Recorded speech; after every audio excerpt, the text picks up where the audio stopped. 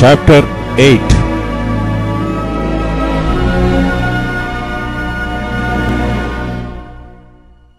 And God remembered Noah and every living thing and all the cattle that was with him in the ark. And God made a wind to pass over the earth, and the waters assuaged. The fountains also of the deep and the windows of heaven were stopped, and the rain from heaven was restrained.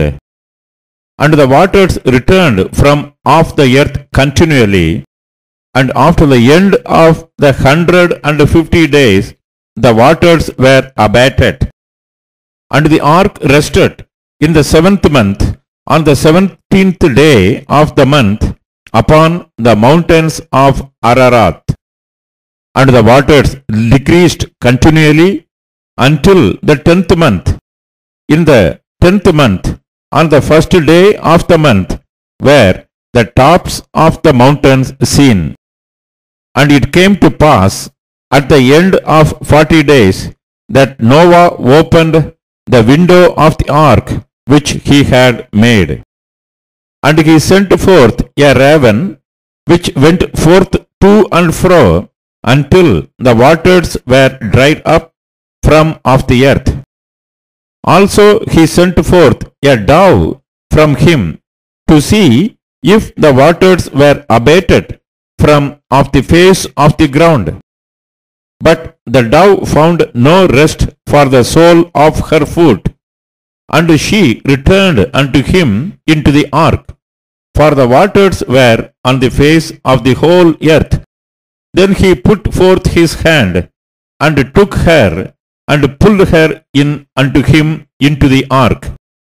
And he stayed yet other 7 days, and again he sent forth the dove out of the ark. And the dove came in to him in the evening, and lo, in her mouth was an olive leaf plucked off. So Noah knew that the waters were abated from off the earth. And he stayed yet other 7 days, and sent forth the dove, which returned not again unto him any more. And it came to pass in the 601st year, in the 1st month, the 1st day of the month, the waters were dried up from off the earth. And Noah removed the covering of the and looked, and behold, the face of the ground was dry. And in the 2nd month, on the 27th day of the month, was the earth dried. And God spake unto Noah, saying, Go forth of the ark, thou, and thy wife, and thy sons, and thy sons' wives with thee. Bring forth with thee every living thing that is with thee of all flesh, both of fowl, and of cattle, and of every creeping thing that creepeth upon the earth, that they may breed abundantly in the earth, and be fruitful, and multiply upon the earth. And Noah went forth, and his sons, and his wife, and his sons' wives with him. Every beast, every creeping thing, and every fowl, and whatsoever creepeth upon the earth, after their kinds, went forth out of the ark. And Noah builded an altar unto the Lord, and took of every clean beast, and of every clean fowl, and offered burnt offerings on the altar. And the Lord smelled a sweet savour, and the Lord said in his heart, I will not again curse the ground any more for man's sake.